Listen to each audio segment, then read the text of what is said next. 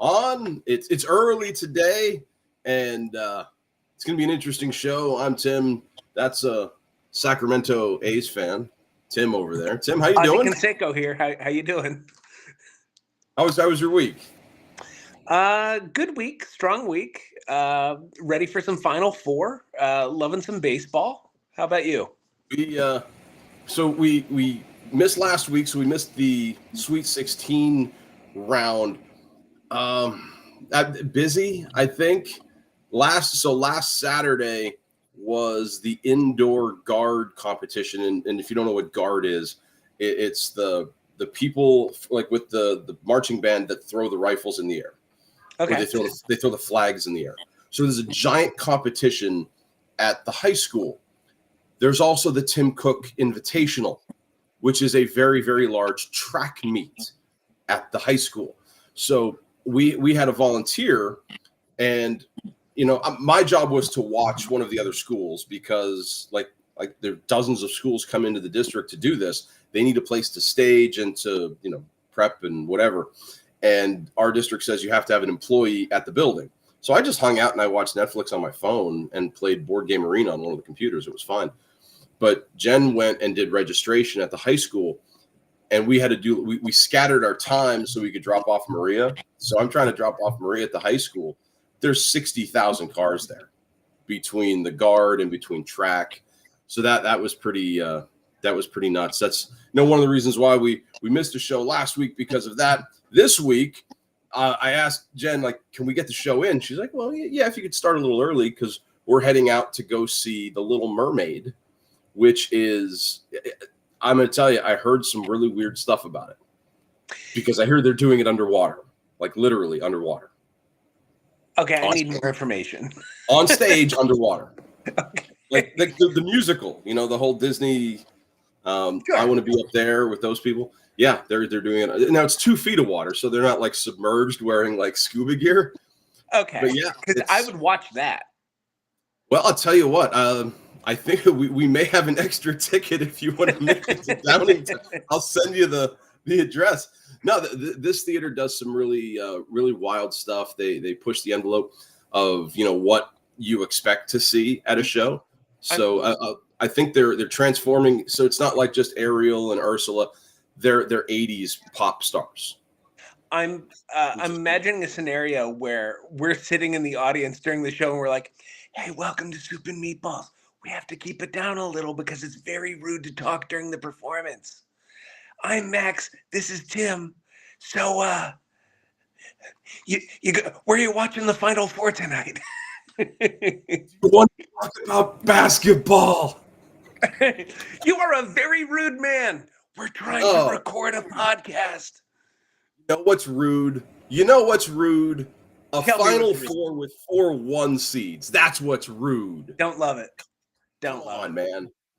I mean, overall, so we haven't talked since 3 days of the tournament, and that was just the first 3 days.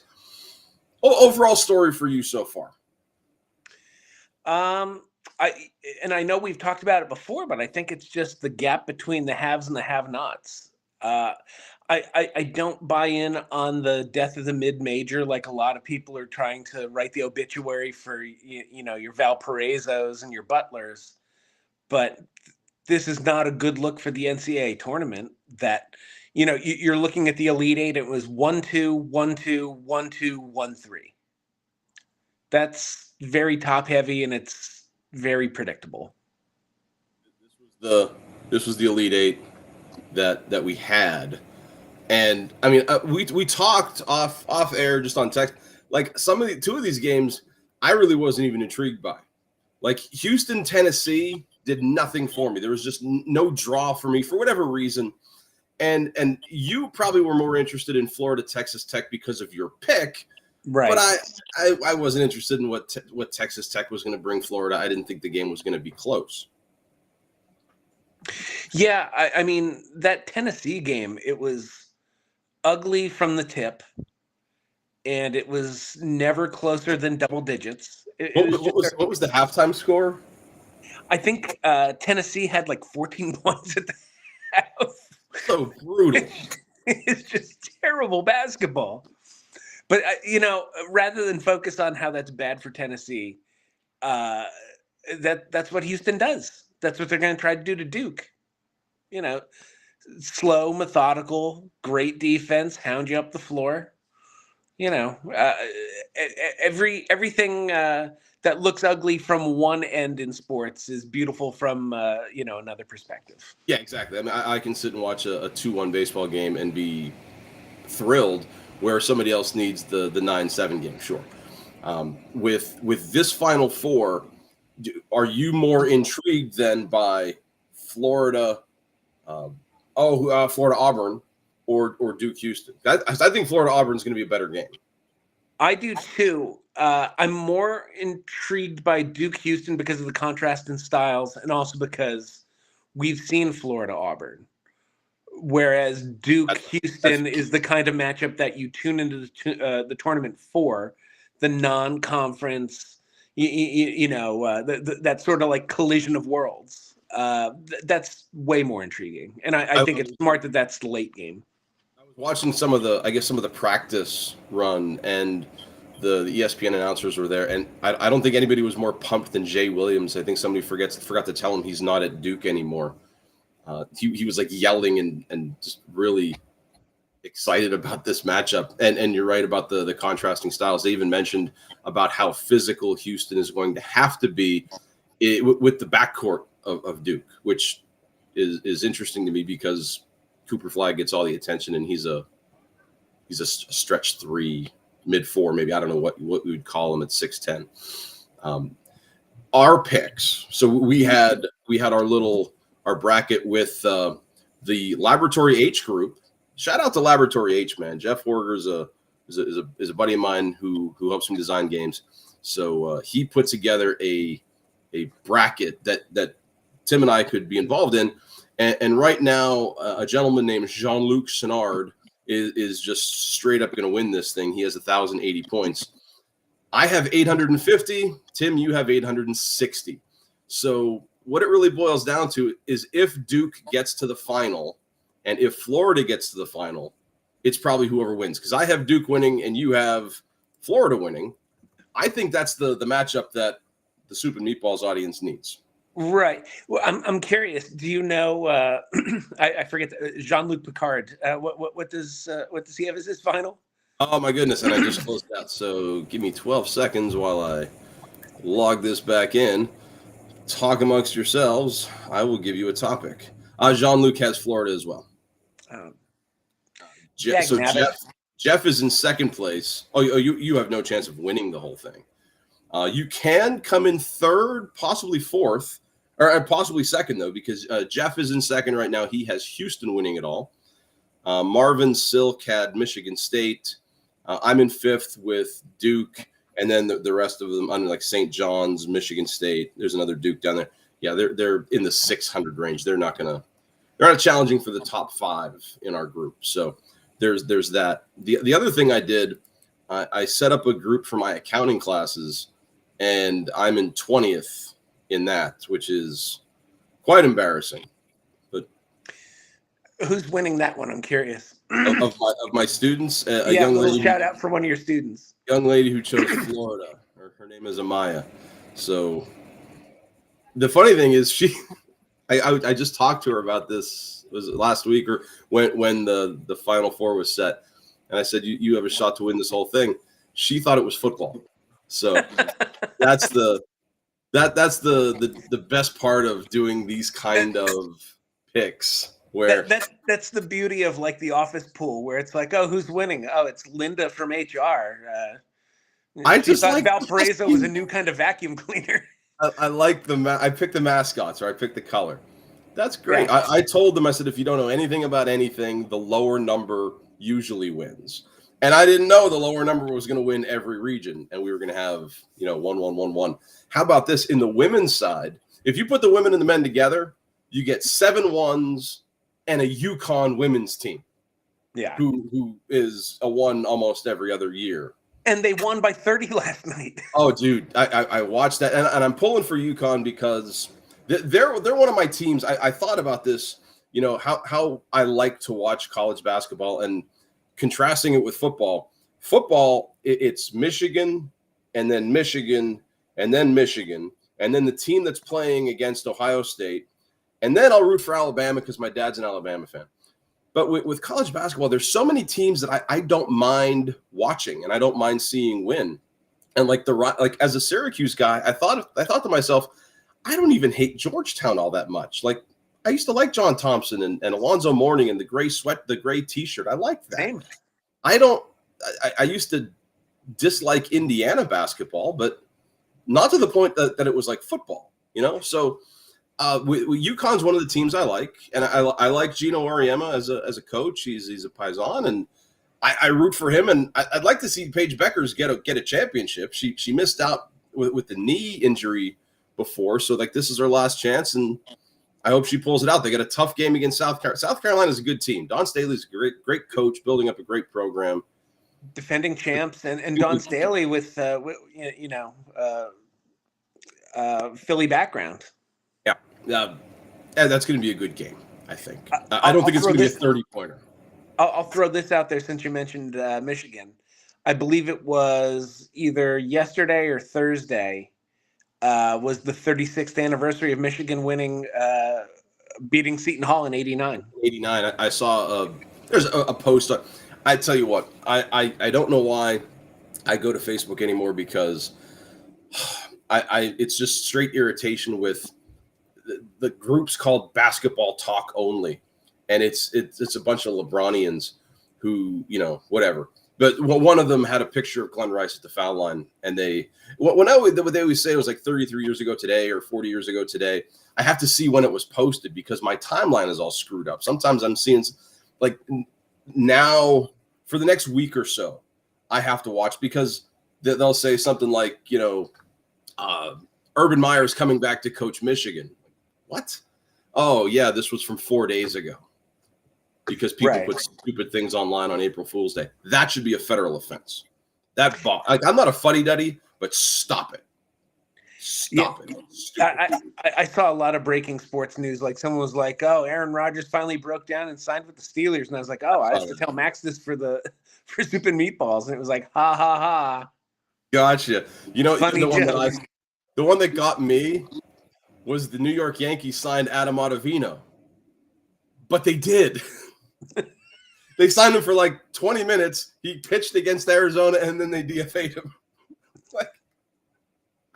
Because Devin Williams was on it was on a paternity leave, so they brought him in, and then Williams came back, so they had to get rid of somebody, and they didn't get rid of Ryan Yarbrough, the guy with the 27 ERA, which we'll get to down in the baseball talk, but. As far as basketball goes, do you remember what we did a couple weeks ago with the AI Final Four? Yes. So what I did was I took 4 of the teams that didn't make that Final Four.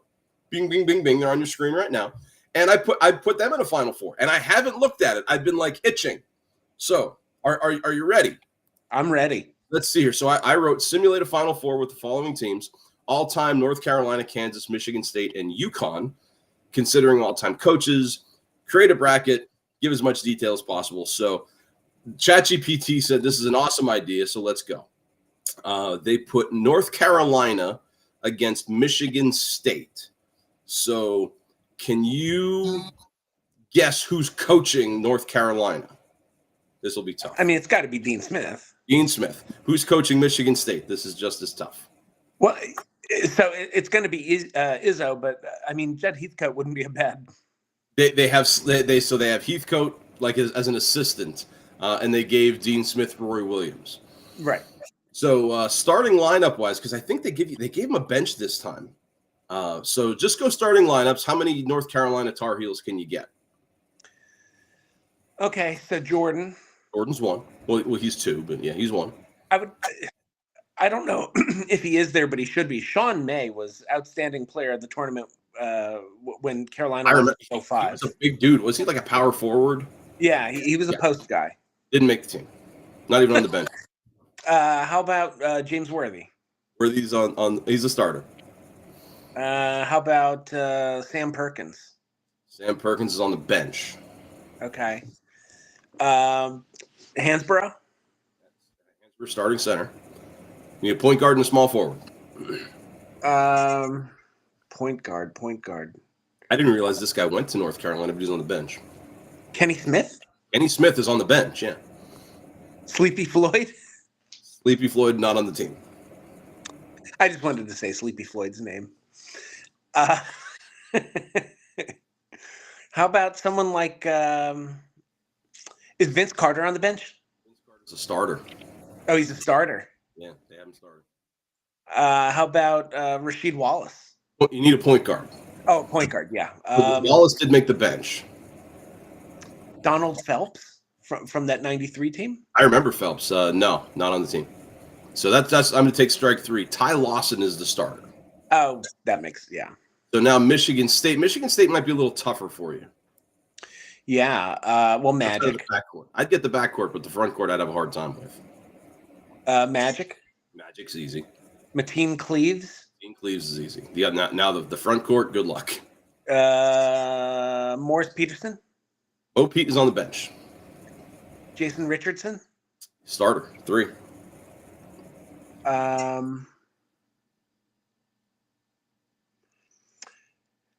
I don't know if he's going to be listed, but he was a great player. Sean Respert. Respert is on the bench, yeah, and he was in those like early '90s Spartans teams. I remember. Great shooter. 94, 95. Great shooter. Boy, I'd be struggling after that though. So Draymond Green, who a lot of people forget actually went to Michigan State. It's funny because he wasn't like stupendous in college. Like he's one of those guys who became like a great niche player in the pros. And then Jaren Jackson Sr. Oh my God! There you go. But on the bench, shout out to a guy who went crazy in the second half one night. Scott Skiles. Scotty Skiles is on this bench. So who are you picking? North Carolina, Michigan State with these rosters. Carolina. Yeah, same here. North Carolina storms out with their depth and pace. Lawson pushes the tempo. Magic slows the game down. Midway through the second half, Magic gets a triple-double. Your final score, North Carolina 91, Michigan State 82.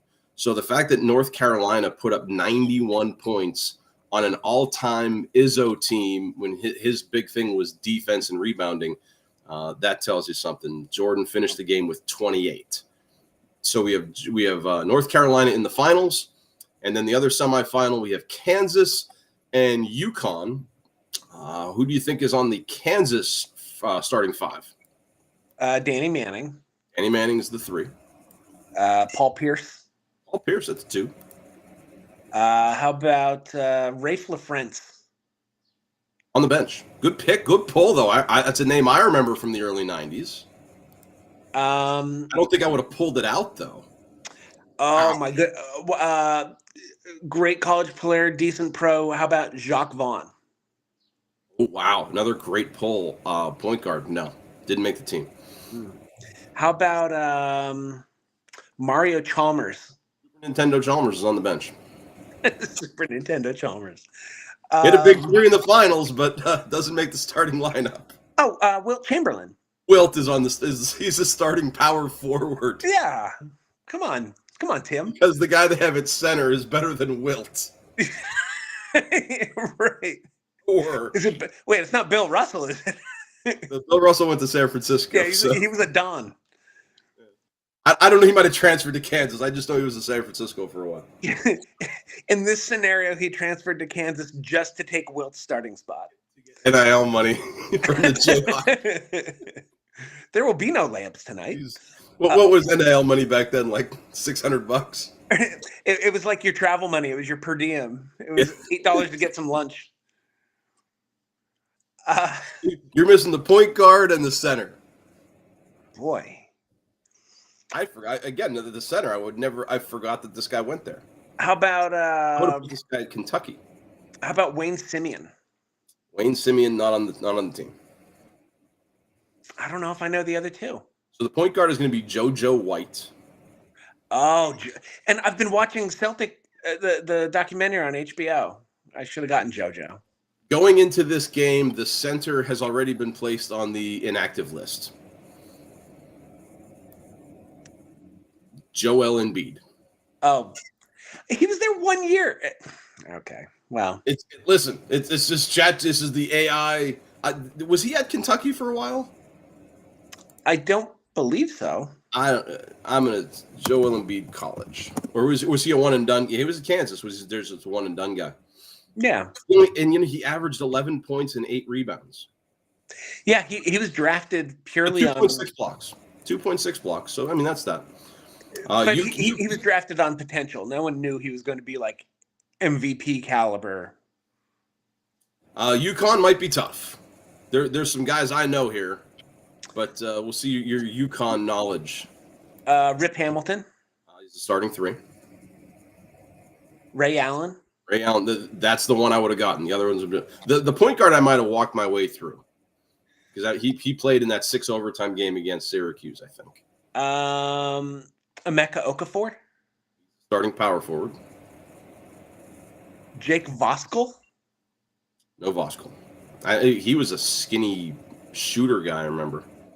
How about Khalid El-Amin? Ooh, another name I remember. No, he did not make the team. Donyell Marshall?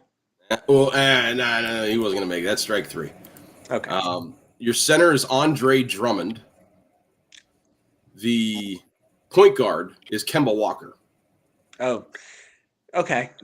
You have Shabazz Napier on the bench, along with Cliff Robinson with the headman. Oh, sure. Pride of Portland Trailblazers. There you go. 6th man of the year 1 year. So we got Kansas and UConn. Who you taking? Kansas. It's closer than you would think. Classic physical slugfest. Kansas controlling the paint with Chamberlain and Embiid swatting everything inside. UConn's guards struggle early but get hot behind the arc. Wilt Chamberlain is an unstoppable force inside with 24 points, 15 rebounds. Ray Allen and Rip Hamilton combined for 9 3-pointers, keeping UConn within striking distance. But in the final minute, JoJo White hits a clutch elbow jumper to seal it. Kansas 84, UConn 80. So we have a final. This is like our sub-final 4. Like the big guys, Duke and Kentucky, they were up in the other. North Carolina versus Kansas. Who would you take? So this is like the NIT. Kinda, or maybe this is just like the other region. We can put the champs up against each other. I'm going to take Carolina. Carolina. I'll take Kansas. What the heck? Because I like I said, I haven't seen this. Instant classic, dripping with history. The storyline is irresistible. Roy Williams, 2 families clashing on stage because Roy Williams was a Kansas coach for a while. That's right. Yeah.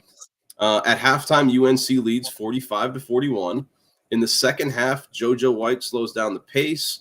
With a minute 12 left, the game is tied at 82. Like I'm invested in this now. In the final minute, Kansas gets a stop. Embiid scores off an offensive rebound. UNC responds. Jordan hits a contested mid-range jumper with 19 seconds left. Kansas holds for the final shot. Danny Manning drives, dishes to Pierce in the corner, and it's blocked by Vince Carter. We go to overtime. Wow. Can't believe we're now overtime I'm invested in a ChatGPT simulation. In you overtime, turned into Dick Vitale there for a second. You were like, Vince Carter with the block. In Total overtime, aircraft carrier, diaper dandy, baby. UNC's depth proves to be decisive. Stackhouse, Jamison, and Carter all contribute off the bench, and Wilt fouls out. And Jordan seals the win with 2 free throws. So Carolina 96, Kansas 92. Jordan with 34 is the player of the game. And they give me the all-tournament team. It looks like Jordan, Chamberlain, Magic, Kemba Walker, and Vince Carter. Boy. That's wild. So good teams. The Anchors closing line. History is written by the victors, and tonight the all-time North Carolina Tar Heels stood tallest. But every game felt like a Final Four classic, a reminder of how deep, talented, and legendary these programs really are. He can even mock up a bracket graphic. Oh, yeah. Well, yeah. See, if I would have looked at this, I would have put the graphic up on our slate screen, but Yeah, This is now me just trying to be surprised with you because I had no idea how this was going to go. That was kind of neat. now I'm curious to do like a all-time Sweet 16 with like Indiana and Louisville. So here's the thing. I was trying to get this guy on to do the show with us. I've talked about my buddy Chris Palermo a bunch. He's a big college basketball fan, and I know that he's sort of like me in the respect that he likes Duke, but he just wants good games. So I think he likes a lot of other teams as well. And I thought like his insight would have been neat. He's actually the one who inspired me to do this kind of AI thing. Like I figured AI is busy doing other stuff like helping kids write their 8th grade essays. But I mean, I've tried to use it in game design. So like I made that baseball game, and then I made a football game based on Jeff's suggestion, and I'm trying to come up with a schedule. And here's my quandary. Watch, so old football, there's 10 teams, 5 in the East, 5 in the West. You with me now? Yeah. So visual. I want this team to play a home game against everybody in its division and a road game in everybody in its division. So that's 8 games. Yeah. Then in the cross division, I want them to play 2 home games and 2 road games. That's all I wanted. So I gave ChatGPT the list of the teams in the East and in the West, and I said, this is what I want. It spit out the worst schedule imaginable. Chicago actually played 2 home games and 1 road game in week 1. See, I don't know how it did that. You have much more like focused and structured use for ChatGPT, because I'm just like, hey, ChatGPT, write an episode of Cheers where Cliff becomes an Andrew Tate style incel. Like that. But so here's the other thing. I started to so near the end of the NCAA tournament, there's another board game that actually one of the things that Chris and I kind of became friends over is a game called March Madness.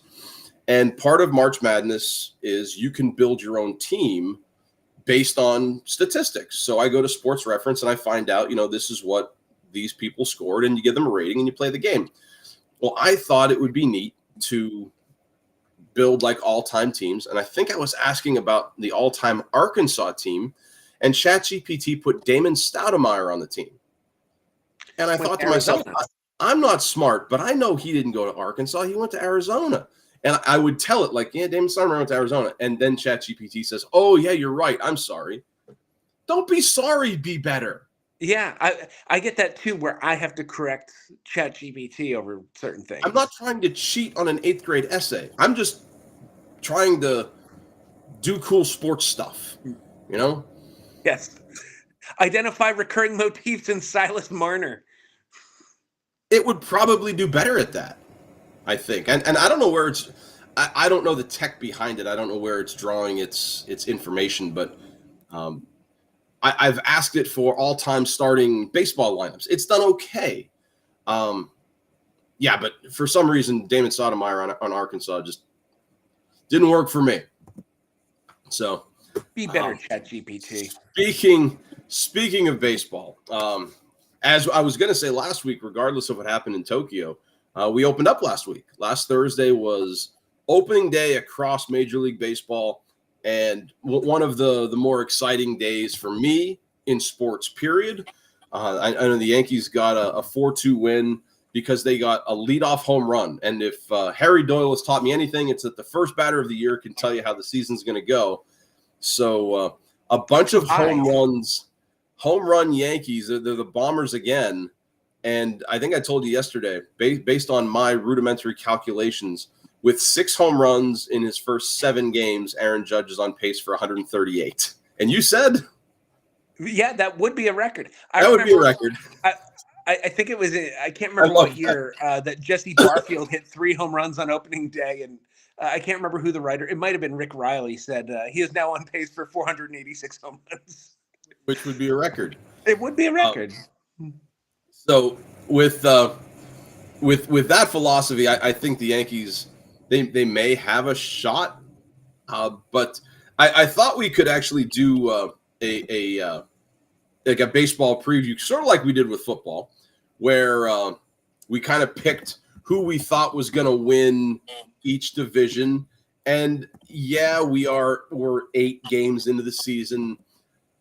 If we were 8 games into football, it'd be a different story. But in baseball, it's a much different story. I'm going to go with who I picked. I'm not going to change anything, even though the PECOTA standings have changed significantly since the last time we looked at it.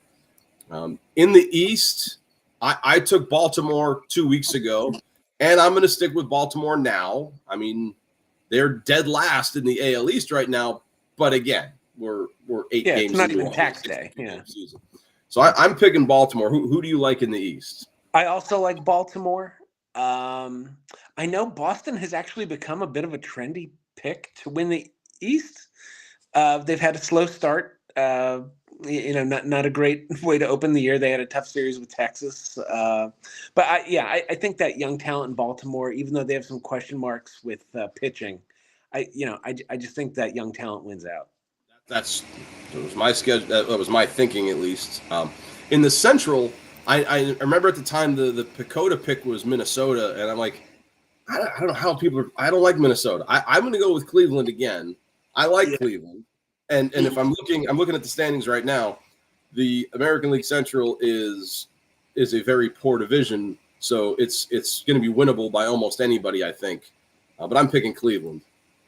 Yeah, I would also pick Cleveland just by default because it really is just flip a coin. I mean, Detroit got hot last year, and look what they did.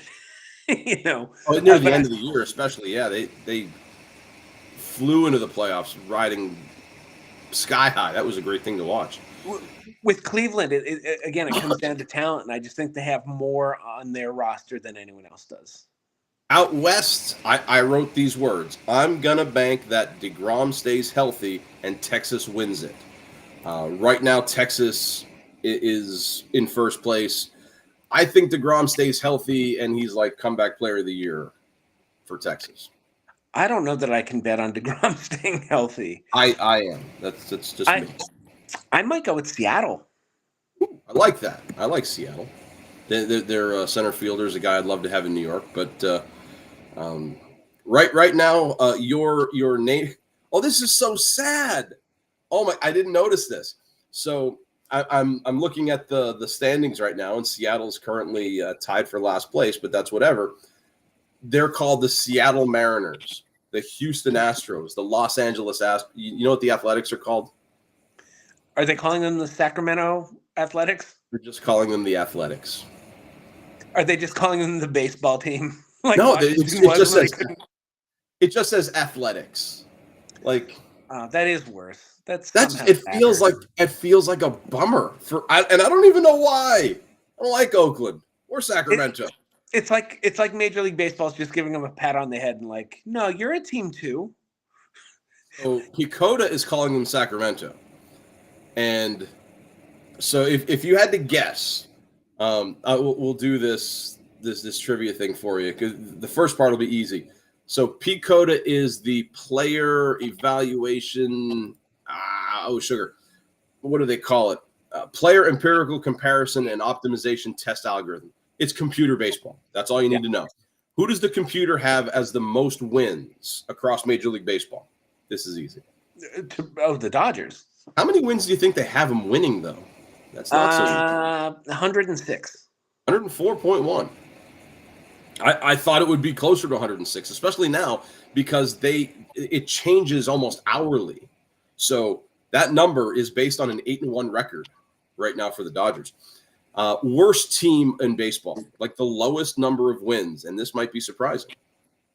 So the fact that you say it's surprising tells me it's not Chicago. It's not. It's not either Chicago. The Cubs are actually really good, by the way, but it's not the White Sox. They have the White Sox with 64 wins. There are 2 teams with fewer wins, according to this computer, both in the National League. Both in the National League. It's not the Angels, which they're also terrible. Oh yeah, they're garbage. It's funny because the National League feels so settled, where who should be good. The American League is very jumbled.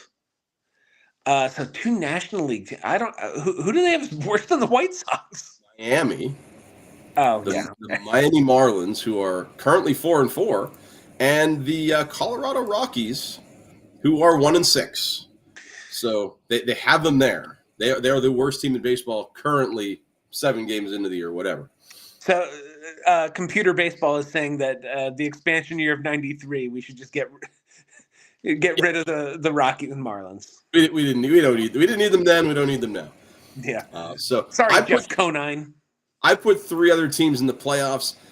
I put the Astros in the playoffs just because they're the Astros, and I picked the Yankees and Red Sox because I think Boston is a chic, niche little off the wall pick. Picotta hates that. They picked Boston to win 79 games. That's just, I don't see that. But I think the Yankees make the playoffs. I think they back their way into the playoffs. I might look foolish in October, but that's why we do this. Yeah. I just don't. I don't see anyone but whoever wins the Central going to the playoffs. There's only one team from the Central that's going to the postseason in the American League. That's what I think. And now in the National League, I will admittedly say I pay far less attention to. So in the East, I took Atlanta because I don't know why, and they're now 1-7. So that pick is the product of getting swept by the Dodgers and whoever they opened the year with. What a terrible pick that was. See, I still like the Phillies in the East. I have the Phillies in the playoffs. Yeah, and I thought it was going to be close, but right now it's most certainly not. In the Central, I like the Cubs, and the Cubs are, they're right there. Maybe it's my Pennsylvania bias. I know they're not spenders, but I kind of like the Pirates. Okay. I have a couple of buddies who are Pirates fans who would like a word with you as they boo the owner and the coach their home opener yesterday. Such a cheap organization. Such a cheap organization. I like the Cubs. They'll win in spite of themselves. Simply because they signed Kyle Tucker. Kyle Tucker's my low-key MVP candidate. That's not Ohtani. And out west, is there really anybody else besides the Dodgers? Like, who is going to pick anybody preseason? Who is going to pick them preseason? As a playoff team, I have the Padres in the playoffs, along with the Phillies, and I put the Mets in the playoffs too, begrudgingly. But imagine this: like you're 7-1, or you're 7-0 at the time. You're 7-0, and you're a half a game out of first place. That kind of thing, just like. And the ESPN shows are already talking about, is this the greatest team of all time? It's like, let's get to Memorial Day. So I don't watch enough of the ESPN shows in the morning, the whole work thing, and I get a lot of teases though. And the show that I listened to on the radio on the way in, Unsportsmanlike, I liked Evan Cohen from his days on Mad Dog Radio. I called a couple of times. I've talked to Evan Cohen like 6 times, but I digress. Their tease for this Monday's show is all about Josh Allen. We're a week and a half into baseball. Like, storylines are starting to develop now, but we're going to talk about Josh Allen. Yeah, I was watching SportsCenter earlier, and it was all about the NFL draft. But that's, you know what? The NFL draft is fine. We're going to talk about the NFL draft here in a second. But, I mean, that's 2 weeks from now. Right now, currently, as we speak, the whole torpedo bat controversy is out. They gave that, like, I think a 3-minute segment before a commercial. Jose Ramirez just hit 3 home runs the other day. Aaron Judge hit 3 home runs last week. Like, there's cool stuff going on, but we have to talk about Josh Allen. The Dodgers are maybe the best story, or depending on your perspective, the worst story, the way they've just stockpiled talent. The Los Angeles Dodgers have become the WCW New World Order. Like, they came in and they're just sucking people up. They're like, oh, yeah, Randy Savage, come on in. Buff Bagwell, come on in. Ted DiBiase, Kurt Hennig, Big Show. And, like, the Yankees, to me, are like Sting. They're, like, the only people that can financially fight them, but they're choosing not to. The Mets are. If Ohtani walks out to his next at-bat to Voodoo Child by Jimi Hendrix with a mascara beard, it is over. They're going 161-1. But then they'll lose in the playoffs. They'll find a reason there. My dad, who I was actually up there last Sunday helping to move some stuff. My dad said that the Dodgers are going to make the playoffs, but they're going to lose in the first round that they play in. So that's his hot. He was the same guy that said the Washington, whatever they're called now, not the Washington Guardians, the Commanders. He said the Washington Commanders were going to win the NL East, and we both kind of scoffed at him until we didn't scoff at him. So he might be onto something. Well, your dad is definitely the king of the hot take. I don't know where he came up with it. But it's not out of the realm of possible if the Dodgers get matched up with like the Phillies. Absolutely, yeah. And so, baseball, more than any other sport, you see those kinds of crazy upsets because it's so based on who gets hot, how your pitching is, even beyond injuries. It's just a very fluky game. And the way baseball is gearing now, it's not really starting pitching so much. It's how strong your bullpen is. Well, yeah. You're going to get 2 rotations through the starting lineup. If you get 4 innings out of your starter, you're going to go to your pen because you got 12 guys out there that are all throwing 97, 98, and they give you a different look. That's the way baseball is now, which is from when we were growing up. Like it's hard for it to sink in now. And I understand kind of where my dad is coming from when we talk about closers and how, this guy comes in, he only pitches, 3 batters. Goose Gossage would throw 3 innings, and then the next day. Like, well, he didn't have the same torque and there's a lot of things that have changed. And it's hard for me to wrap my head around the fact that starting pitching has changed. It's funny also when you watch a movie like Major League and Ricky Vaughn just is uncorking fastballs, and they're like, what did he throw? 96. Oh my Lord. This kid some control before he kills somebody. Meantime, Aroldis Chapman, who can't hit the side of a barn, is throwing 115. 96 is like off-speed stuff now. Seriously. Like that's almost a Greg Maddux fastball compared to a middle bullpen guy in Pittsburgh. Yeah, some guy coming in left-handed throwing, a 99-mile-an-hour slider that starts at your eyes and ends at your ankles. And the no pepper sign that got obliterated by Vaughn's 2-seamer. My God, like that would make anything thrown by somebody today, it's almost seem nuclear. And then at the end, like the big dramatic moment, he hits 101 on the gun when he strikes out Clu Hayward. Now 101 is legit. 101's legit, especially for 1988. Yeah. So that's those are our picks. We'll see. As far I picked the Cy Young too. I thought Garrett Crochet was going to win the American League, and I thought Skeens was the easy pick in the National League. But I think it's going to be Yamamoto or Wheeler. We'll see. Again, it's so early. I hope not to jinx anybody. Like Skeens had a really rough opening day, so who knows? Right, and Crochet is another sort of trendy pick in the American League, especially. He just signed a big extension though, so he might not be hungry anymore.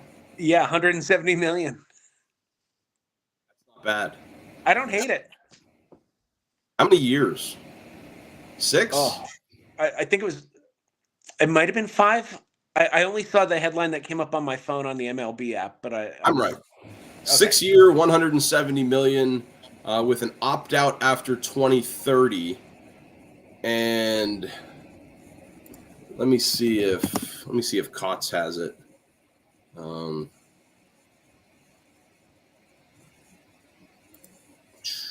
some of the cool stuff that Kotz, there's a website from Baseball Prospectus called Kotz Baseball Contracts. This guy puts everything that's in the contract.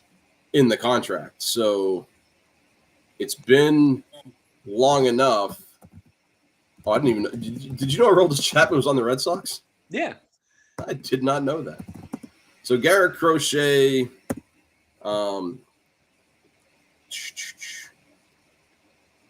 you have a conditional club option if he spends 120 consecutive days on the IL. You got a $4 million signing bonus. The salaries might increase if he finishes first, second, or third in the Cy Young. Fourth, fifth, sixth, or beyond. There's different bonuses. But he doesn't have anything kind of cool in his contract. Unlike Aroldis Chapman, who is guaranteed a hotel suite when they're on the road.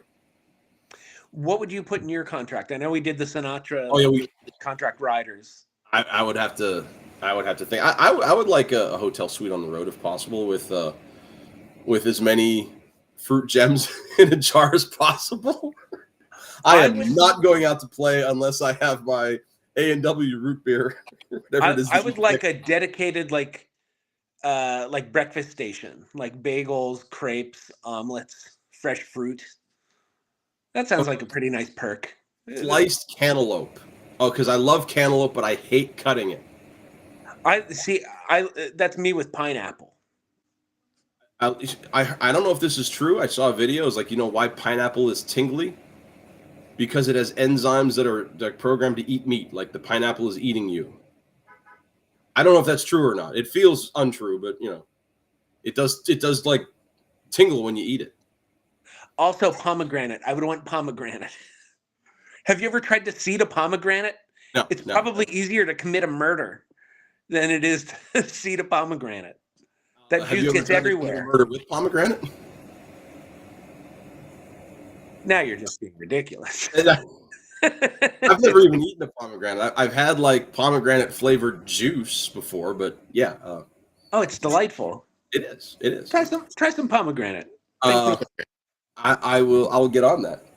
But currently, in New York, the Yankees are out in Pittsburgh, which I'm headed to the other end of the state.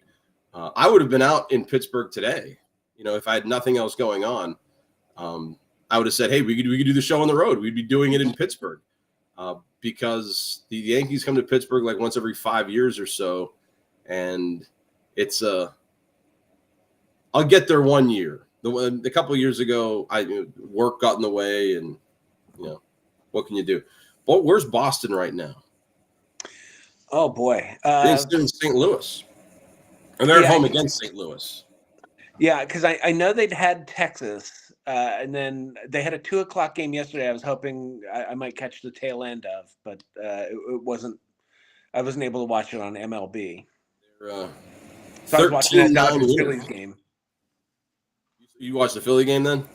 I watched like the first 2 innings. Then, as is my prerogative, I switched to Jeopardy, and then the Celtics. Let's see, where was Philly yesterday? Oh, Philly, that was the strike him out, throw him out double play to end the Dodgers winning streak. That was it's a big deal. Good for them. I only watched the opening, but they're a fun watch. The Phillies are early on, and again, they're a division contender, so they'll at least be watchable for the year.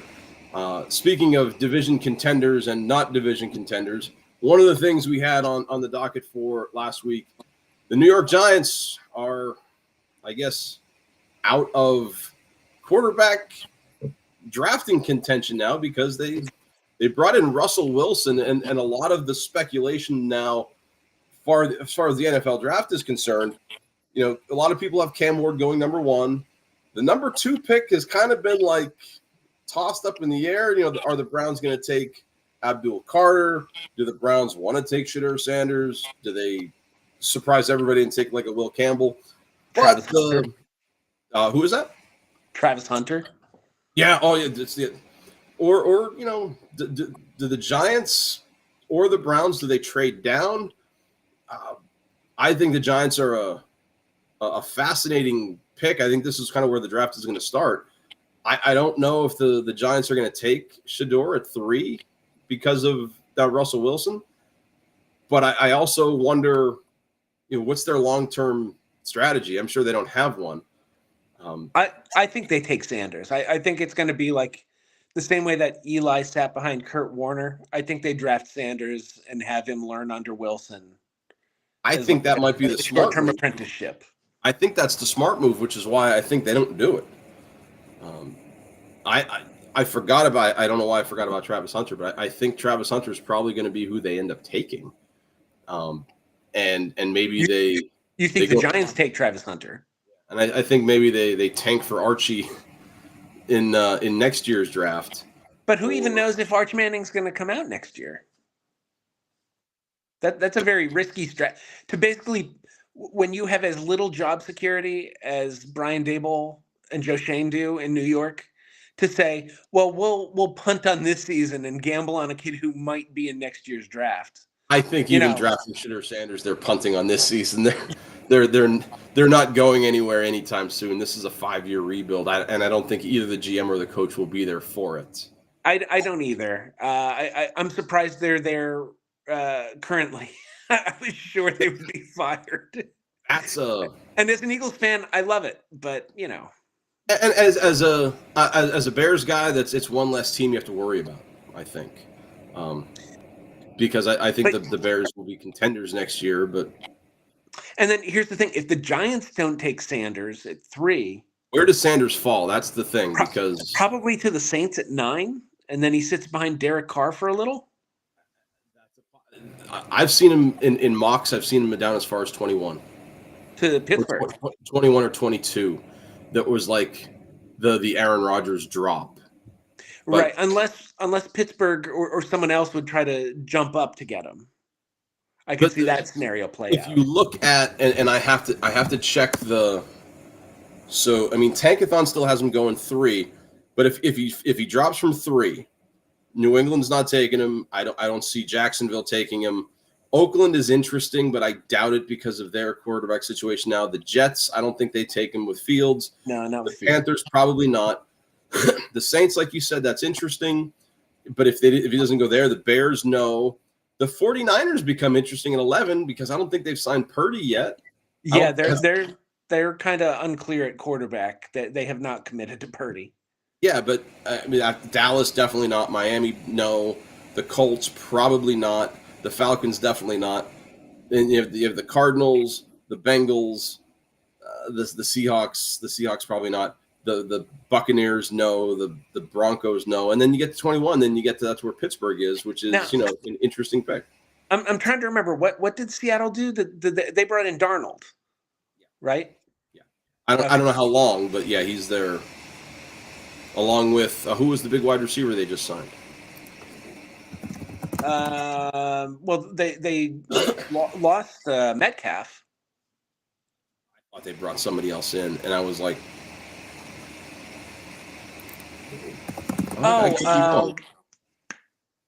oh my God, Diggs, Stephon Diggs. Stephon Diggs went to the Patriots. No, he went to New England. Yeah, I'm lost. That's that happens when you're old and you're been hitting the head a couple times. But welcome to this week's episode of Guys Approaching 50 Trying to Remember Things. I love it. The NFL draft is set for April 3rd. 24th? Again, trying to remember things. I think it's the 24th. It's the first round's the Thursday after Easter. The Thursday, April 24th at 8 o'clock. Yeah, which kind of bums me out. I remember watching the NFL draft on the Saturday, which was always a great day. But they've made it now a primetime TV show. I don't like it. I do not like it. I don't care that much. No, they stretched it into 4 days. And again, if we don't talk about the NFL, we get fined. So we're now clear. NBA is wrapping up. Playoffs start next week or 2 weeks? Yeah, I'm trying to think now. The Celtics are, I think, 77 games into an 82-game season. So not this coming week, but the following week will be the play-in. Okay. And the one thing that caught my attention last week, Memphis Grizzlies fired their coach. They were struggling. They were kind of limping into the playoffs. Currently, Memphis is sitting in the 8 hole, so they're in the play-in. They're in a play-in situation, but they're tied. The 6, 7, 8 Minnesota, LA, Memphis. They're all 45 and 32, but Memphis they're 3-7 in their last 10. They've been, really just struggling down the way. But firing your coach this close to the playoffs, what do you think about that? It's a terrible move. When the West is as wide open as it is, you have Oklahoma City, and then who else? It changes depending on who you talk to, or even when you talk to them. Houston is in the 2, but it feels like they're a superstar away and a year away. Houston is super hot right now. I mean, looking at the standings, they're 8-2 in their last 10. They've vaulted up there. We were talking about how the Lakers were going to be the 2 seed for the longest time. They've kind of plateaued a little bit. Yeah, and I'll tell you, and then Denver's kind of fallen off. They had that tough loss to Minnesota when Jokic had his 61, 10, and 10. And then they lost last night to Golden State, who's coming on strong. State's hot, man. They are. The West, as hard as it is to figure out, it boggles my mind that Memphis would be like, no, we're going to blow it up. It's almost Easter. We're getting ready for the playoffs. Let's just blow it up right before the playoffs start. It's funny you use that kind of language when now the news about Memphis is all about Ja Morant and his hand gestures. Yeah. What is he thinking? Honestly. He's so talented and just so impulsive. Is it stubbornness, or is it just immaturity? Is this like, I'm going to fight the man, I'm not going to listen to you? Or he's just too dumb to understand, you're going to get yourself in serious trouble. Somebody's going to goad you into doing something, and you're going to miss a game in the playoffs because of it. I think it's some kind of immaturity and insecurity where he doesn't that's not his background. He wasn't some guys are street kids, and he wasn't. And that was always the knock on him. Oh, he's a poser. It's almost like he's trying to build up some kind of cred by being a gun guy. Is that partially because we talked about this earlier in the show? Would Ja Morant have stayed at Murray State when he was in college, or would he have NIL to a bigger school? Is it like a small school syndrome?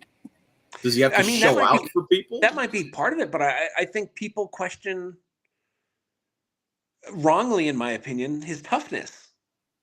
And I think for, a guy who's 23 or 24, they equate gun culture as an easy way to prove toughness. Right. And it's wrong-minded and it's stupid. And I hope he goes out. One of those idiotic Facebook groups that I see while doom scrolling has a jacked picture of LeBron James and a picture of Bill Laimbeer, just being Bill Laimbeer, saying, "Are you telling me this is why LeBron wouldn't have dominated the 80s?" Yes. Yes, that's what we're telling you. Go watch the video. Yeah, because Bill Laimbeer would have clotheslined him. Bill Laimbeer would have blew a kiss at him, and he would have fallen, flopped on the ground. The other, I've seen how these people want to change the logo. They want to get rid of Jerry West, and they want to make a LeBron James logo. And you have to look this up, the comparison between the Jordan logos and the LeBron logos. And one of them, when he was doing the tantrum, you remember they made that into against the Celtics, yeah. Oh, yeah, that was one of the logos. Yes, that's the reason why he would have not averaged 20 points in the 80s. He would have been crippled.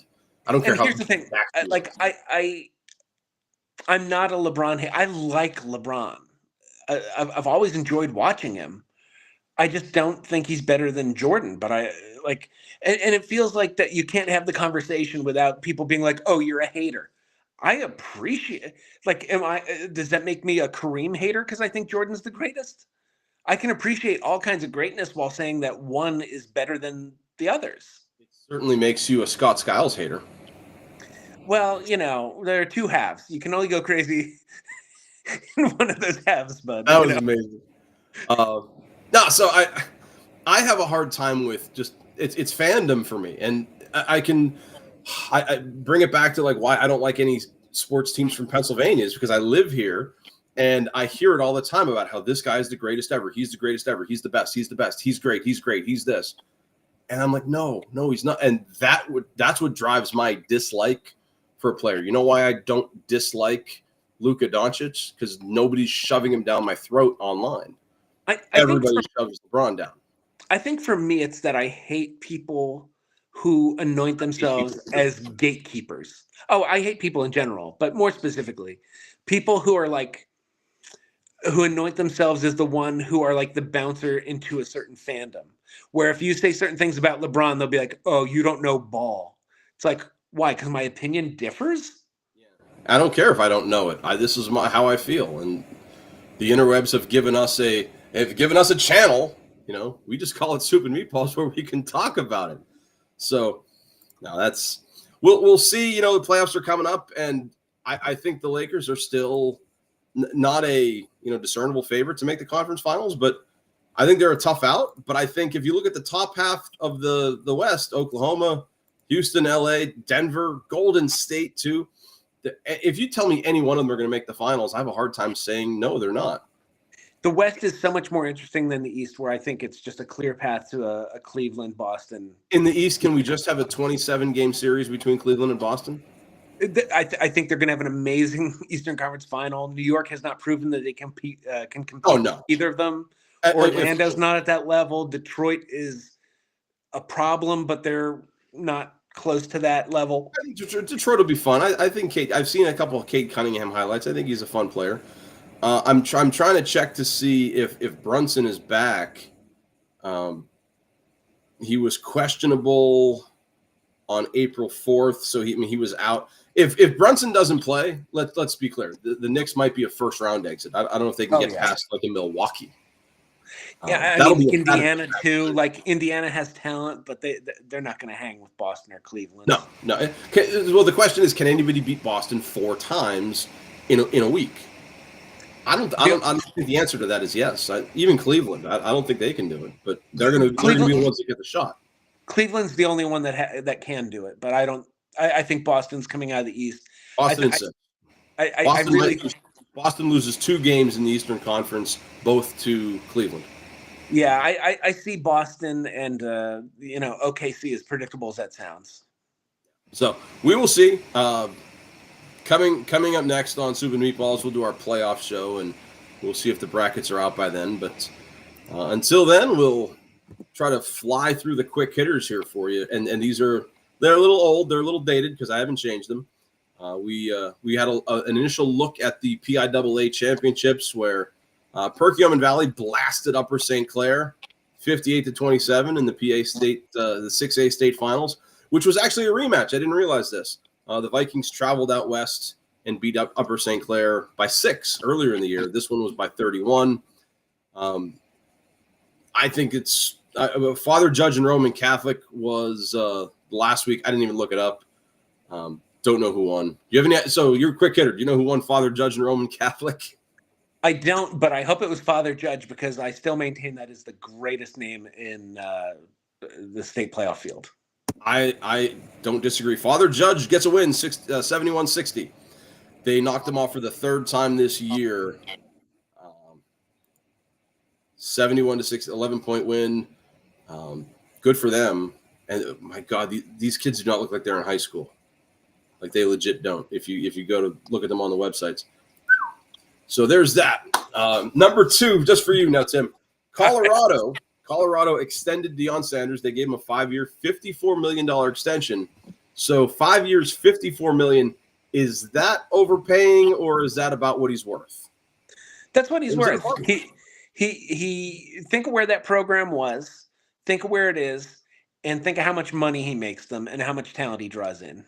I think they're paying him right on the button. Stephon Diggs signed a $69 million deal with the New England Patriots, as we earlier reported. Not Seattle. How good of a signing is that for Drake May's progression as a quarterback? That's exactly what he needs. He needs a reliable number 1 to elevate his game. And you see that progression. I think the most important years in a quarterback's progression are from year 1 to year 3. Which is interesting to me because I just heard on the radio yesterday, Stephon Diggs came out and said, it's not my job to help him or something. And I can see it both ways. It's his job to run the routes, catch the ball, and read the secondary as a wide receiver. What can he do to help Drake May progress as a quarterback other than, discuss coverages and things like that? There's so much else that goes into quarterbacking. But there's also a thing where, Stefan, you're the veteran, and maybe you show them a little bit of, this is how we do things. I don't know. Yeah, I mean, there is something I think that a veteran receiver can teach a young quarterback. So I don't completely agree with Stephon Diggs there. Number 4. This one, I don't know if we talked about at all, but this is a toughie. St. Francis of Loretto goes from a first 4 matchup in the NCAA tournament to announcing that now they're moving to D3, and the coaches were not informed until that Tuesday, and the athletes found out during a mass email. 93% of St. Francis athletes just hit the transfer portal. How bad is this for St. Francis? It's terrible. They just ruined their next 3 or 4 recruiting classes. When you treat not only your athletes but your coaches like that, who wants to go there? Who wants to coach there? Who wants to play there? I'm wondering if he goes even farther for like the general population. That's just it's a bad overall look. Bad look. But you might need your glasses for this, because this is a good look. I found this online. I want you to check out this photo from John Hallman. Bat on ball compression. John is from Rochester, Washington, the owner of John Hallman Photography. He's the Mr. Gill of Washington. Look at what that guy is doing to that ball. Let me get the glasses. I would say you have to see this picture. I wish I could blow it up bigger for you. That's cool to me. Yeah, that's beautiful contact too, right where you want it. Right where the torpedo is. Yeah. So damn the torpedoes. Yeah. Woo. Right on the screws. Yeah. So I just shout out to John Hallman from Washington letting us use that picture. Thank you. Draft time this week, and it's a tough one for you, Tim. I feel bad doing this, but this is like one of the reasons why I really wanted to do the show today, because this is one of the drafts I got excited for. We did this a while back, except we just kind of like did it in text, and then we said here, so we didn't draft anybody. But drafting it, I consider this is going to be hard. And you said you didn't have your list. So. I don't. I'd made a list. I showed you before we were on that my kitchen table is just a pile of papers. And I wish I could move the laptop. I mean, I'm stuck in papers myself. Here we are. And you know what? It's dark here now, too. So when I turn the light off, I'm not sure it's going to. Oh, yeah, we got a little bit. So now you can kind of see. We have our famous American document deck for the top pick. Yes. Number and color. I'm going to go lucky number 8. 2, 3, 4, 5, 6, 7. This is 8. And I'm going to go red. Ooh, you got the top pick. 2 of hearts. And this is the Test Ban Treaty of 1963, signed in Moscow. There was a treaty ratified by the United States Senate, and this prohibited nuclear weapons tests. So there we go. Treaty with Moscow for today's top pick in the Super Meatballs draft. Now, you said you had wanted to draft an entire lineup, so this is kind of going to build into our top 5 as well. So we're doing a draft and top 5 blended, because we got to get 9 players and a DH, which is going to be kind of interesting. So, with the number 1 overall pick, I have to go, with a generational talent. I want Roy Hobbs from The Natural. I had him on my list, and outfield is tough. So, or you can put him at DH because of the advanced age. Yeah. Well, I'm just going off of right now he's an outfielder. So why can't I do strike through? All right, we'll highlight him. He's out. Yeah, you know what? And even if you take away Wonderbat, he's proven that he's a problem. So yeah, just great pop in the middle of the lineup. Run producer. Yeah, you could go so far as to call him a natural. I love it. So with my first pick, I have my top 5 listed, And I like the fact that, I have this guy. He was my number one, and he's a coachable guy, even though he tried to transform his game a little bit. We're going to get some speed at the top of the lineup. We're going to take Willie Mays Hayes. Oh, that's a good one. Now, are you taking the Wesley Snipes Willie Mays Hayes? Yes, absolutely. Or the Omar Epps Willie Mays Hayes? Darnell Jefferson plays football. We'll draft a fictional football team in August. Okay. It's got to be Wesley Snipes. Obviously. That's a great pick. He hits like Mays and he runs like Hayes. He's a double threat. He made the team in his pajamas. Yeah. Yeah, that's right at the and once he stopped popping the ball up, once he was hitting on the ground and legging him out. I'm gonna think outside the box here. I'm gonna go with a player who brings versatility. Great bat, can play the outfield, but you could really put him anywhere, and also can pitch in a pinch. I went Kelly Leak from Bad News Bears. Kelly Leak is actually on my list as a shortstop. So there goes that. He's kind of like that little league talent where wherever you need, middle infield, outfield, pitcher. He's like that 12-year-old who looks like he's 15. He's smoking, firing up heaters in the dugout and hitting on single moms. But the thing is, it's the hair for me. It's a little Bad News Bearsy for the 70s, but the talent makes up for it. He's smoking heaters and hitting on moms. Yeah, riding a dirt bike at a 12th grade level, just top notch all the way around. So absolutely no beef. Again, on my list. So, and I think a lot of these guys are gonna be on my list. So for me, I have the leadoff guy, and now I need somebody who I know is gonna be able to knock him in. Huh? Yeah, we're live right now, Jeff.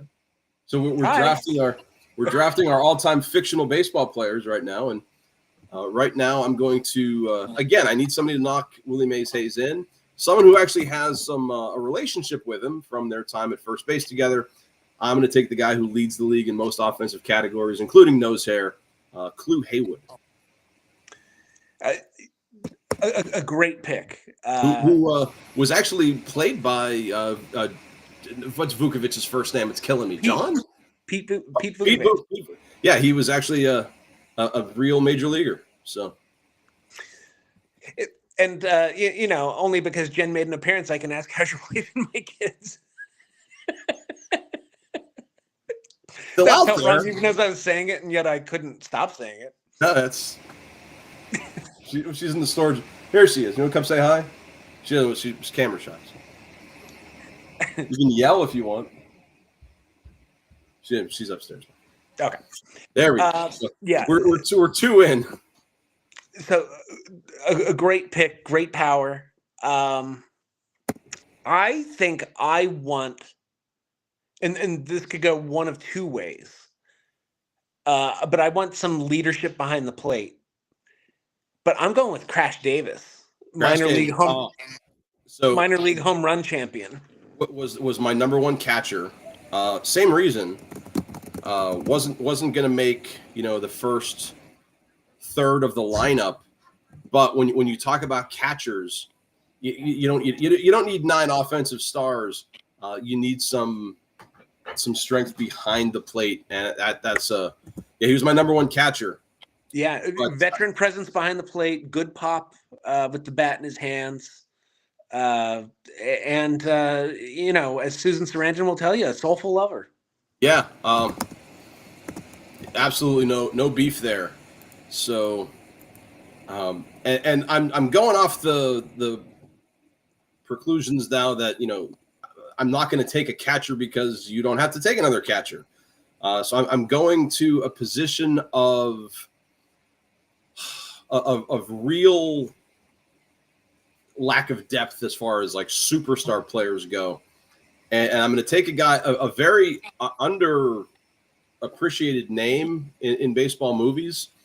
He comes up to bat and he's hitting 310 late in the year, even though I think he strikes out. But I mean, nobody got on base. So I'm going to take the third baseman from the New York Yankees in the movie For Love of the Game, Sam Tuttle. And Sam Tuttle, according to Billy Chapel, was one of the reasons why people should hate the Yankees. That is a deep pull, and I love it. It's position scarcity more than anything. You can have the other third baseman that I know exists. And we both know we won't say who, but I will be taking him later. I'm going to go because I need a first baseman and another guy who brings some power. He's a little older, but that just means he's a veteran presence. I can't remember the character's name, but he was played by Tom Selleck. It's Mr. Baseball. Oh, so it's he's on my list. Jack Elliott. Jack Elliott, thank you. Jack Elliott, who again another Yankee, but he had to go through Japan to get there. Yep. And one of the greatest lines in movies about the free mustache rides. How can you? He would have made my list as a DH, just as a presence in the clubhouse, because I think that's what you need. You need a clubhouse guy, and I think he learned his time in Japan has made him learn to appreciate his space in baseball. Now he's no longer the show, but that's I love that. I love that so much. He didn't make my top 5. I have my top 5 here, and I'm going to go with the number 4 guy on my top 5. Another outfielder for me, who I'm building a really, really solid top 4 in our lineup. I'm going to take T-Rex Pennebaker from Mr. 3000. Oh, okay. That's a good now one. I need a clubhouse guy to get his attitude straightened out, because he's a little diva-y, but he's going to hit 46 home runs for me. Yeah, and depending on who your manager is, he can get him in line. So I also want to go to the outfield, and I'm going to take a guy who shows a world of potential, but just maybe needs a little coaching, because straight pitch he hit very much. I want Pedro Serrano. So Pedro Serrano was my next pick. Again, I was looking for power at the top. And he can put as much rum in his locker as he wants. We have no judgments about religion in this clubhouse, son. I forget what he turned to in Major League 2, but it was not Joe Boo, and he had to go back to it. It was supposed to be like some sort of like Eastern philosophy, like where Buddhist, you loved everything. I don't know, but it wasn't. But when Pedro became Pedro again, and if he could hit the curveball, he was a problem. So you got your 3 or 4 hitter, absolutely. A Serrano Hobbs back to back. That's This lineup has some pop with Serrano, Jack Elliott, Kelly Leak, Hobbs, and Crash Davis. Yeah. Well, I don't know if this is cheating, because this was based on reality, but it really wasn't. And I'm going to go back to position scarcity, because second base is super hard. I'm going to take Marla Hooch from. Oh no, not For Love of the Game. Marla Hooch was from the League of Their Own. League of Their Own. I should almost have to disqualify her, because I didn't know that the movie. Yeah, Marla Hooch from A League of Their Own. See, that scared me, because I thought I was going to go second base next. I thought you were taking my second baseman. Well. I want an instigator. I want someone who's going to be out there scrapping against the other team. Maybe a little racist. I want Tanner Boyle from Bad News Bears. He didn't make my list. Oh yeah, look. If there's a bench clearing brawl, he's getting his licks in, and he's probably going to drop some slurs, almost certainly. Look, it was the 70s, and Buttermaker didn't tell him not to, so I have to do it. I have no doubt. I have no qualms with that pick. That is an excellent pick. I love it. Good. So, oh man, what do I need here? So I need that. And you've taken her, so I don't have to worry. Let's get one more outfielder, I think. You know what? I know who I'm taking, and it's kind of just to spite your first baseman. I need someone who's going to rein in Rex Pennebaker, and I think the Hammer can do that. I'm going to take Max Dubois from Mr. Baseball, Dennis Haysbert's character, who absolutely brought Jack Elliott back down to earth as a human. I think he's going to do that for Rex Pennebaker. He'll hit at the bottom of my lineup, and our outfield is now complete with the Dennis Hammer. Haysbert pulling double duty. On my team is Serrano. Yeah. And now on your team. So what was it? There was an outfield situation where they were recreating, I think, like the Negro League, where like they shared gloves. Yeah. And, like, I forget who the outfielders were doing it, just like the last couple of years. So, I mean, Pedro and the Hammer can kind of do that too. So I'm trying to think. I still need one more outfielder, a third baseman.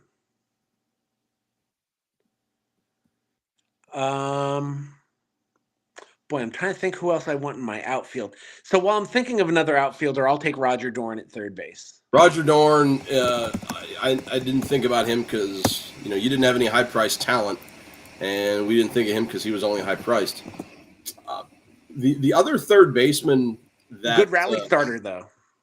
Yeah, and you know what though, he's a guy that you're going to need a lot of Crash Davis on him because he's a diva-like character who. But you have Crash with him, and I think I don't think he's that bad. I think with strong clubhouse leadership, we can get Dorn in line. Maybe. I think it depends if you're winning.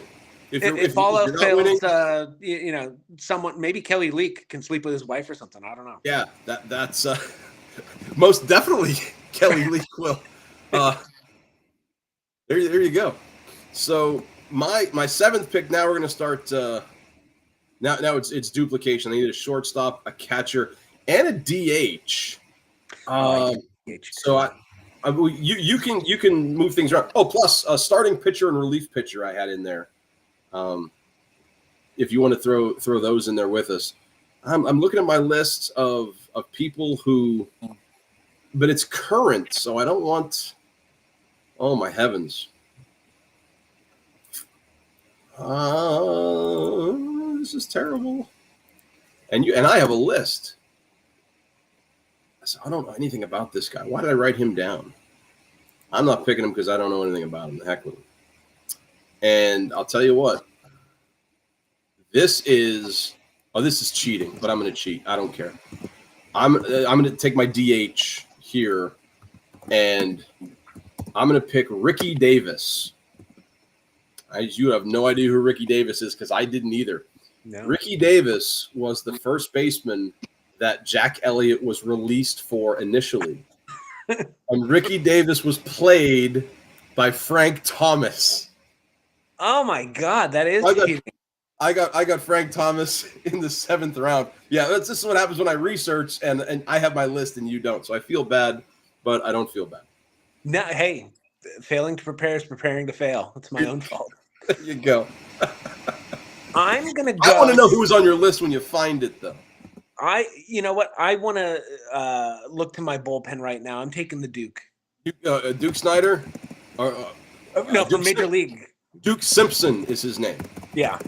Duke Simpson, because he was on my list as well. Threw his kid in a father-son game.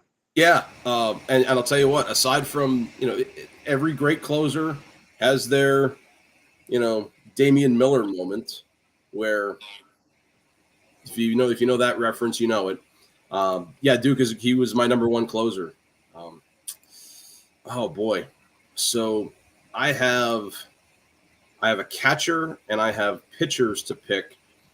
So there's so many good starting pitchers that I could choose. But I mean, I don't know how you don't pick this guy, because he threw 81 straight strikes in a 27-out perfect game. I'm going to take Steve Nebraska from the scout. Oh my God. All right. 81 straight strikes in a perfect game. I mean, take that, Billy Chappell. You needed all kinds of defensive help. Ha. It doesn't get much better than that. I'm gonna game the system a little bit. Love it. Do it. If you get Frank Thomas, I'm gonna take the Omar Epps version of Willie Mays Hayes. Because I also need a center fielder. So I'm going to take Willie Mays Hayes 2.0. Okay. So that's So you get Snipes, I get Epps. I most definitely have the better version of him. I'll take it. Yeah, but if if we have a football team, Omar Epps can be my Mike Tomlin then. So yeah. I can appreciate that. Now for my catcher, here's where, I mean, I'm between two. I have a couple listed, but I think you need a strong clubhouse presence. I think this individual would demand that kind of respect. Plus, I mean, she can room with Marla on the road. We're going to take Dottie Ensign from A League of Their Own. See, I thought you were going to take Jake Taylor. Jake, he's a little old. I'm looking at Taylor and I'm looking at Gus Sinski from For Love of the Game, and Gus Sinski he ain't hitting his weight, so I mean I can't take him. And Jake Taylor, you wish you had him 2 years ago. Yeah, we did actually. 4 years then. Billy Brubaker from Summer Catch made the list. Rube Baker from Major League 2. The one guy that was definitely not going to make the team was Jack Parkman. He definitely a definite attitude problem that we can't have. See, and I couldn't think of his name, but that's my DH. I'm taking Parkman. You're going to take Parkman. Yeah. You have just destroyed your clubhouse. You have Parkman and Dorn together. They hated each other. But you know what? It's like the Bronx Zoo Yankees. Like, friction sometimes creates greatness. You know, you can't get that pearl with a little sand in the oyster. You know what I mean? Yeah. So I am going to I need to finish my middle infield. We're gonna take our shortstop, and again, I mean, Yankee fan. What can I do? The Yankees shortstop from For Love of the Game was a guy named Davis Birch, who was actually a teammate of Billy Chappell's and who made Billy Chappell help him move. But a good player, good middle infielder. Yeah, he didn't get a hit, but nobody else did. And I think he's better than my other option, which was Skillet from Mr. 3000. So I need a pitcher. You need a starter, and that rounds out your team. And you know, I know the thinking is that you're going to go maybe Wild Thing. I'm not going with Ricky Vaughn. I'm not going with veteran Vaseline baller Eddie Harris. Wow, you're going Nuke. I want Nuke. Nuke, yeah, okay. I mean, that you're drafting straight on potential now, but I mean, you have Crash with him, so I think that's a fine pick. Yeah, you get him in the 11th round, which is just insane value. That's better value than Frank Thomas in the 7th. And I feel like the movie hints at the fact that like he is like a future 20-game winner. He just has to get his head on straight. Yes, absolutely. I mean, and if we're looking at this where like we're playing the next 5 years, I think Eddie Harris is he's a bad pick. Eddie Harris is going to be in the broadcast booth in 5 years. I think Billy Chappell is a terrible pick because he's done For Love of the Game. Washed. So, I mean, I have my starter. I need a relief pitcher. And, you know, what's weird is that Rick Vaughn, he's really a starter. So I'm not putting him in the bullpen. Hey, Mariano Rivera was a starter too until he wasn't. But you know, Rick Vaughn is once he gets the glasses like Ryan, he's fine. I'm gonna take a guy who I think people thought he was a starter, but he's going to show more promise out of the bullpen. We're going to go to a former peanut vendor that Amy Adams finds in Trouble with the Curve. Trouble with the Curve, yeah. Rigoberto Sanchez. Okay. He strikes out. What was that guy's name? The 5-tool player whose 5 tools were basically cheeseburgers, French fries, and milkshakes. The guy was not a 5-tool player. See, I thought maybe, and I might have leaned a little more on Bad News Bears than you were going to, but I was thinking maybe Tatum O'Neal, Amanda from Bad News Bears. Yeah, Buttermaker teaches her that curve. I worry about Leak and Boyle in a clubhouse with the Duke and Jack Parkman. They're definitely going to get corrupted more than Buttermaker was going to corrupt them. Whereas I've got a nice environment in my bullpen or in my clubhouse. I don't know if I want too many kids over there. I don't know. I think I've got a nice, colorful clubhouse full of characters. And this is one I've been bad at this. I haven't put our lineups online too much, just life and busy. But I think this is an interesting little experiment that we did. We did this before, but it was just like send me your lineup, and we might have doubled up on stuff. Yeah. And when you suggested it, I got kind of nervous because I thought, dude, how many second basemen are there? Right. Like, yeah, I think when I had to do it off the top of my head, I was like, whoa, they don't make movies about middle infielders. Yeah, what you just did today was that's Hall of Fame worthy. It's the equivalent of 81 straight strikes, like Brendan Fraser. Yeah. I think when we did it through text, I think I had Tony Maselli as my second baseman because I couldn't think of anybody. Oh, that's not a bad one. We could definitely include TV baseball players. We went movie though, so some of the ones that made my lists that didn't get picked by either one of us. Stan Ross, Mr. 3000 himself. Sure. Gus Matthews from Benchwarmers was a third baseman. Kamikaze Tanaka from Major League Two, yeah. I thought about him as before I cherry picked Omar Epps. Yeah. So then some of the starters: Eddie Harris, we mentioned. Ryan Dunn from Summer Catch. Billy Chappell made the list, but he wasn't gonna get picked. Eric Van Leemer, the starting pitcher who Ryan Dunn replaces. I had him in my bullpen potentially. I don't know if you saw the movie Sugar. But the character, it's about a kid from like the Dominican Republic who comes to America. Fictional movie. Actually, a really good movie if you're looking for a good baseball movie. But I considered Sugar for a second, except the whole point of the movie is that he doesn't pan out. Gotcha. So spoiler for like a 15-year-old movie. The movie $1 Million Arm, which was, if it was ever on like TNT or I would watch it because it was a good movie. Based on a real story, those guys actually made the Pittsburgh minor league system, so not fictional. The story might have been stretched a little bit, but definitely based on a true story, which is why I felt kind of weird with the League of Their Own draws, because that was based on the actual league that you actually interviewed some of the players from that league, right? Back in your day. Salty Ferguson played for the women's. She was a Rockford Peach, actually. Oh, my goodness. So, there we go. I have...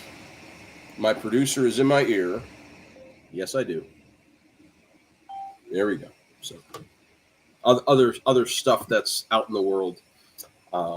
Good draft. I enjoyed doing that. And unfortunately, we are at the point of the show where normally I would have all kinds of awesome trivia for you.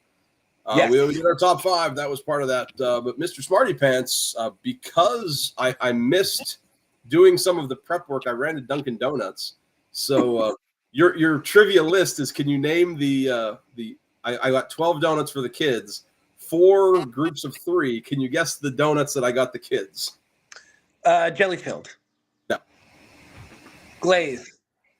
One of them kind of, sort of, but not really.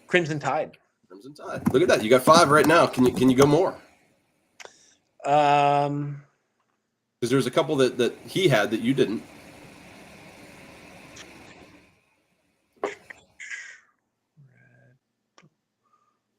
Huh.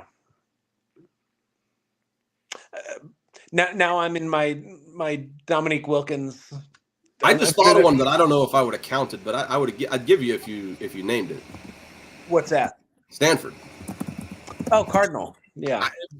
Is Cardinal a color? Yeah, kind of, sort of. Also, one of the few one of the few that doesn't have an S. Yeah. You have a couple of those. You have the Green Wave, the Crimson Tide, Orange. Yeah. So Red Storm. Actually, 4 of yours actually fall into that category as well. Because I remember we had a student teacher for accounting in high school who asked us to name, I believe at that time there were 5 mascots that didn't end in S. I thought it was like Midshipman, Cardinal. Back then, like in pros, it was like the Jazz, the Heat, the Red Sox, the White Sox, the Magic. Yeah. Now you got the Kraken and the weird stuff. Yeah. You got 5. You have any more in you? Probably not. And I'm starting to get hungry for a bagel. I give you Rutgers Scarlet Knights. Scarlet, yeah. And there was one other that the guy mentioned in his video that now I'm losing it. But hey, we got you a list and we got you taken care of there. So there's that good time. And right as I had asked you to go, can you do the show a little early today so we could get on the road? I'm like, dude, I need to rank something. So I have a rank roulette here provided by ChatGPT. All right. So A, B, C, D, E. You list them. And I don't know how you're going to list these. This is funny to me. Okay, let's start with B. B is a floor lamp. 3? You're going to go floor lamp 3. Sure. It's a nice accent piece. There you go. I'll go E. E is wall clock. 4. Wall clock 4. Okay. D. D is coffee mug. 2. I'll go A. A is toaster. 5. Toaster 5. Oh, man. And I just bought a new toaster, and I love it. Really? So, by default, your number 1 is the letter C, which is throw blanket. Oh, I love a good throw blanket. I'm okay with that. There you go. So you go throw blanket, coffee mug, floor lamp, wall clock, toaster. Do you know what these all have in common? Nice engagement gifts. Yeah. Coffee mug. Like a candlestick? No, so I asked it, give me a random list of 5 household objects that my friend can rank. And it said, sure, here's a random list. It said, let me know if you want a theme like kitchen only or most annoying to clean. Oh, most annoying to clean, please. Yeah.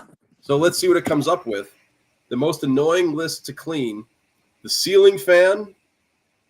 I'm a terrible person. I don't clean the ceiling fan. Microwave. That's not good. Shower grout.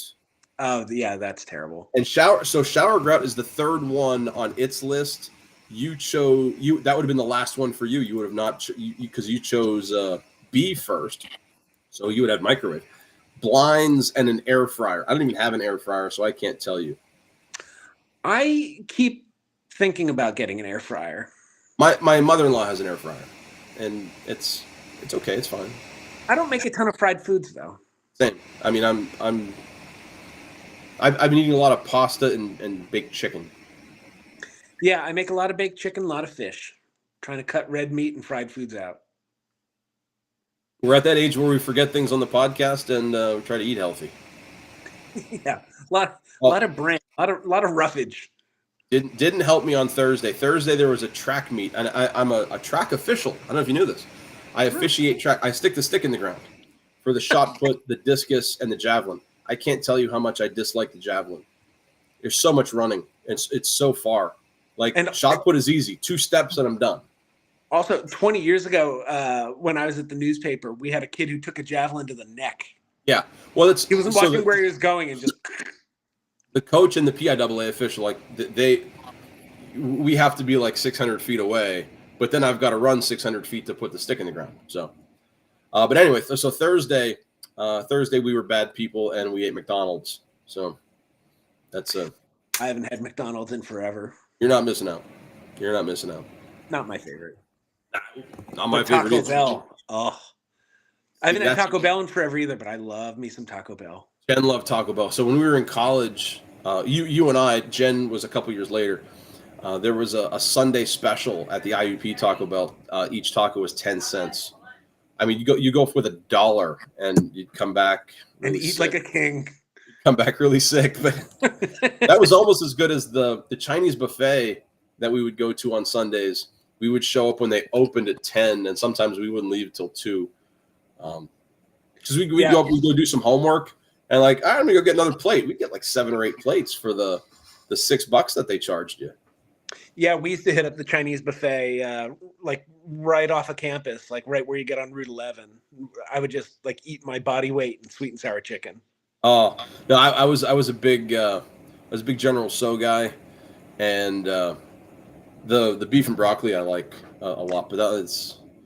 I also love some lo mein, some good like pork lo mein. Talking about it, my cholesterol has tripled, so I know, like I can feel the grease in my stomach. I'm gonna go shotgun Lipitor now. So. I think this was a nice little show for being kind of thrown together.